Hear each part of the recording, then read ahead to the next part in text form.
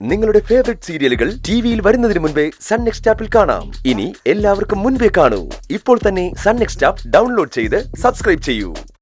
സത്യം തന്നെയാ നന്ദിനി. ഇതിനു മുമ്പ് എപ്പോഴെങ്കിലും ഞാൻ തന്നെ തല്ലിയിട്ടുണ്ടോ? ശബ്ദം ഉയർത്തി സംസാരിച്ചിട്ടുണ്ടോ? ഉണ്ടല്ലോ. അന്ന് മദ്യ ബോട്ടിൽ കാണാനില്ല എന്ന് പറഞ്ഞിട്ട് എന്റെ അടുത്തേക്ക് തല്ലാനും കൊല്ലാനും ഒക്കെ വന്നില്ലേ? എടോ, അത് വേറെ സാഹചര്യം. മദ്യത്തിനോടുള്ള എന്റെ താല്പര്യം തനിക്ക് അറിയാവുന്നതല്ലേ?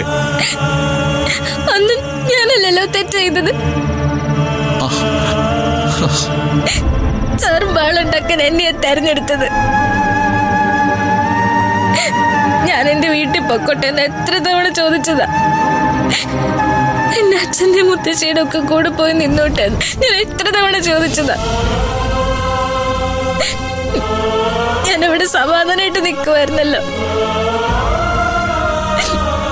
എന്തിനാ സാർ എന്നെ ഒന്നിനും കൊള്ളാത്തവളാക്കിയത്?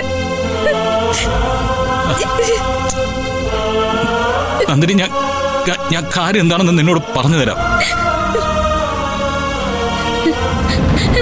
സാർ അവിടുന്ന് മുന്നോട്ട് വരില്ലെന്ന് എന്നോട് പറഞ്ഞതാ. വരില്ല സാർ. ഓക്കെ. എന്റെ ചെവി എപ്പോഴും വേദനിച്ചോണ്ടിരിക്കാൻ. നന്ദിനി, താനൊരു ഷർട്ട് എടുത്ത് മേശ കൊടുത്തില്ലേ? അത് എനിക്ക് എത്ര പ്രിയപ്പെട്ടതാണെന്ന് അറിയൂ? എനിക്കറിഞ്ഞൂടാ. ഞാൻ മേശ തുടക്കാൻ വേണ്ടി കരുതി കൂട്ടി എടുത്തതുമല്ല.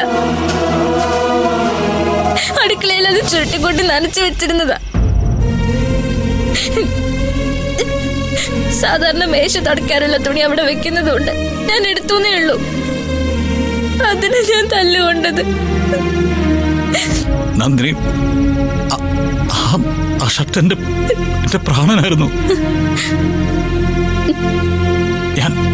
ഞാൻ തന്നോട് പറഞ്ഞിട്ടില്ല ഞാൻ എങ്ങനെ നിലയില്ലാതെ കുടിക്കുന്നതിന്റെ കാരണം. എനിക്ക് അമ്മയോട് ശത്രുത തോന്നിയതിന്റെ കാരണം അത് എന്റെ മനസ്സിലുണ്ടായിരുന്ന പെൺകുട്ടി ഉണ്ടല്ലോ, അവൾ ഉപയോഗിച്ച ഷർട്ട്. അത് അവളുടെ മണമുള്ള ഷർട്ട്. അത്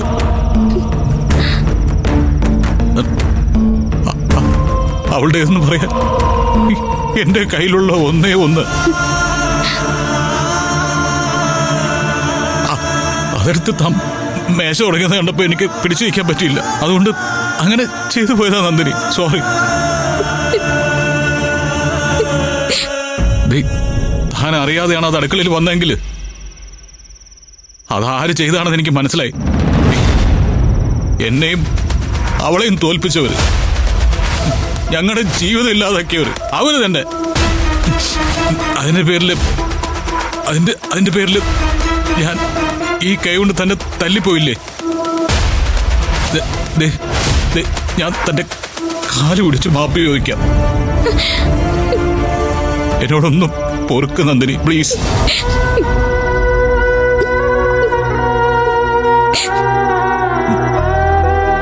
എത്രയോ കാലത്തിന് ശേഷം ഒന്ന് മനസ്സ് തുറന്ന് സംസാരിക്കാൻ, ഒരു തമാശ പറയാൻ, ഒന്ന് ചിരിക്കാൻ, വഴക്കിടാൻ എനിക്ക് കിട്ടിയ കൂട്ടാതാൻ.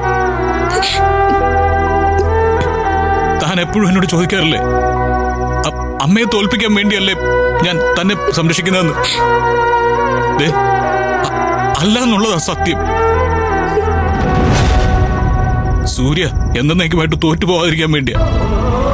ഒരുപക്ഷെ എന്റെ ജീവിതത്തിലേക്ക് ഇതുപോലെ താൻ വന്നില്ലായിരുന്നെങ്കിൽ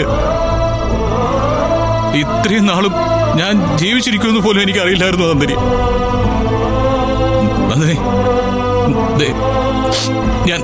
ഞാൻ എന്ത് പ്രാശ്ചിത്താ ചെയ്യേണ്ടത്? പറ.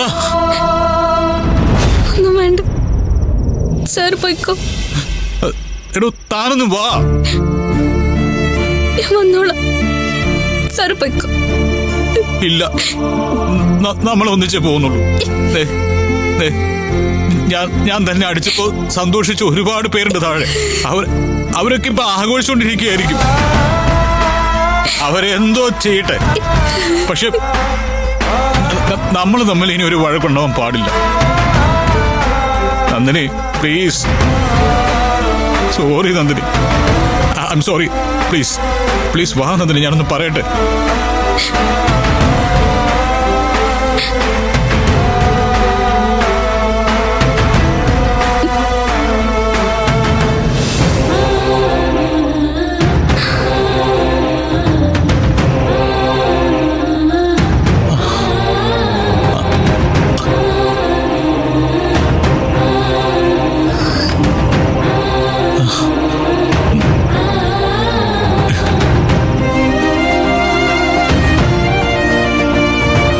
ശരി ശരി, ഞാൻ നടന്നോളാം. താൻ പതിയെ വന്നാൽ മതി. ആ ഓക്കെ ഓക്കെ.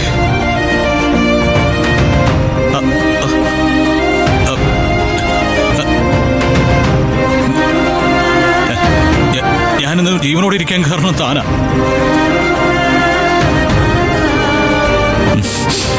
സൂര്യ ഇന്നും ബാക്കിയുണ്ടെങ്കിൽ അതിന്റെ കാരണവും താനാ. താൻ മാത്രം.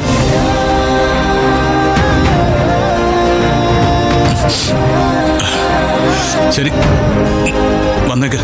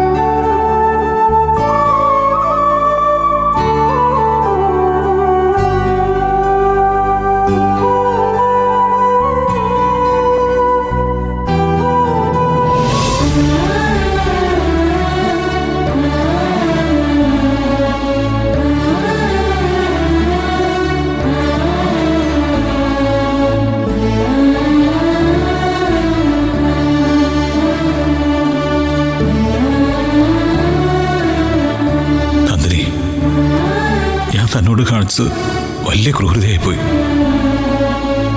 എന്റെ വാശികൾക്ക് വേണ്ടി മാത്രം ഞാൻ തന്നെ ഉപയോഗിച്ചു. തന്റെ ജീവിതം ഞാൻ ഇല്ലാതാക്കി.